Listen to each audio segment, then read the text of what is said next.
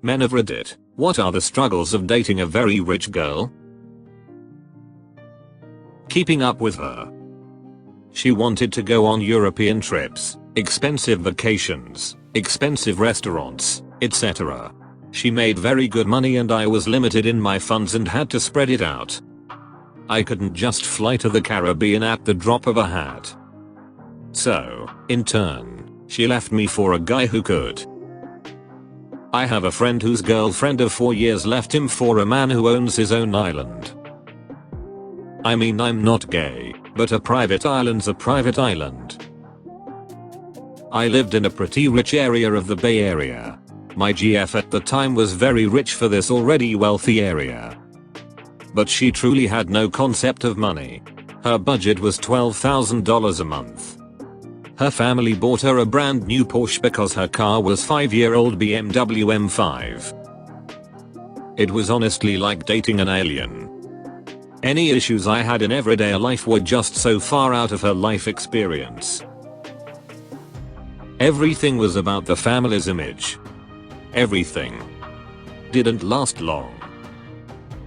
Yep, mine was always reminding me how much money she had and her family had. I consistently reminded her that I don't care, and that wasn't the reason I was dating her. Finding ways to get into her will. And then making the murder look like an accident. I dated a girl from a wealthy family when I was in college and I was very poor. The most frustrating thing for me was that our definition of a crisis was so different. From month to month I would literally not know whether I could afford my rent or be able to put gas in my car, and she would be freaking out about some, to me, minor social issue or whether a store carried a fashion brand she liked. It definitely made things difficult, and I had to remember that it's your perspective that dictates what is a crisis and what isn't.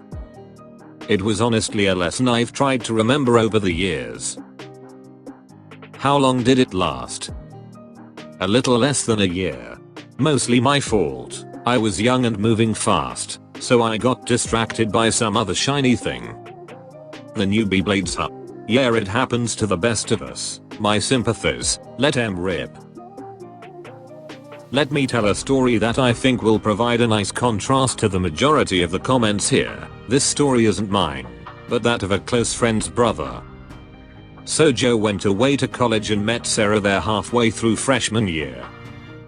They were on again off again for a few months before deciding to date seriously in junior year. They met each other's families on vacation or when they would come to visit their kids at school.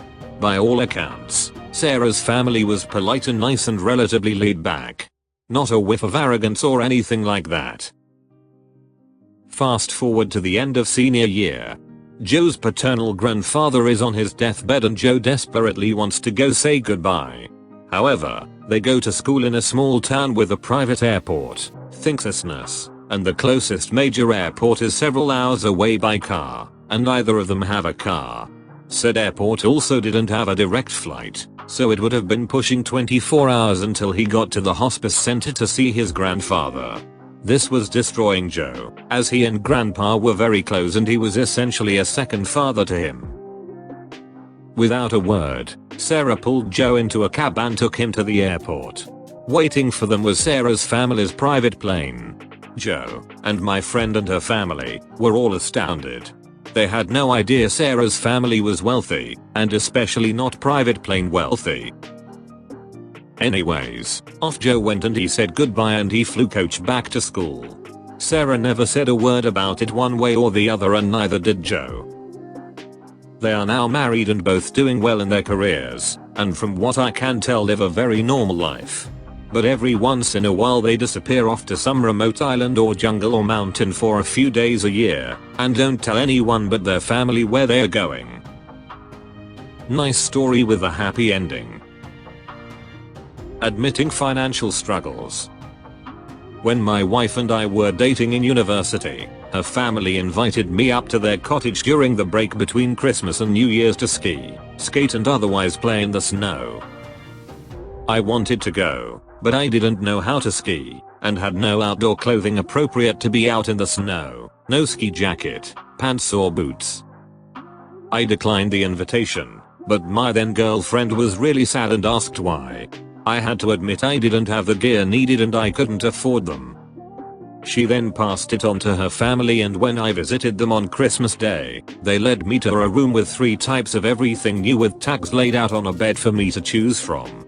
It was a wonderful gesture, but I had mixed feelings. I appreciated the gear very much, but I felt like a charity case. Also, managing expectations of my wife for travel and expectations with children's activities. She was used to jetting away whenever they felt like it and had her own horses growing up. That's just not an option for us. We do okay and we're happy, but horses are not financially viable. It may feel like charity for you, but maybe they bought you all of that so you can all spend time together doing the same thing. My family is like that. If we want to do an activity together, but if my boyfriend has no money, my parents will pay for it. It's not to make you feel like you owe them something, it's so they can make your life just a little bit easier. Both my mother and father started with nothing. They were poor, but they worked hard and are now pretty wealthy. They don't want family or friends go through the same struggle they went through, so they help people out. There's a limit to what they spend on us, but they enjoy doing it because it makes people happy. Just wanted to share this. Pretending to pull out your wallet when it's time to pay for anything, then asking, "Are you sure?" LMAO, very accurate. When I met my wife's parents, we went out to dinner. Toward the end of the meal, I excused myself and went up to the hostess and asked for the check so I could pay it. Her father sprinted across the restaurant to stop me from paying. For Christmas, I got him a gift certificate for that same restaurant. It's a running joke now. I'm imagining a old guy running across the restaurant screaming, "Stop, don't pay the bill." That is pretty accurate. I believe his exact words were, "Don't take his money." You do know I own this place, right? I dated a senator's daughter in high school. Everything was about keeping up appearances, and we had to be careful where we went in public and stuff like that. Her parents offered to get me nicer clothes to wear when we went to dinner in public, but I felt weird about it. Relationship didn't last long. I'm not good at being political. She was always doing something.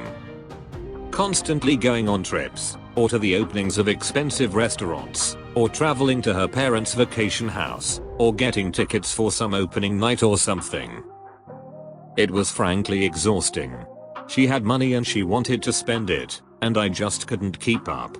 I say had because it was entirely her parents' money. She was in grad school, though she was struggling at it, and otherwise had absolutely no work or experience.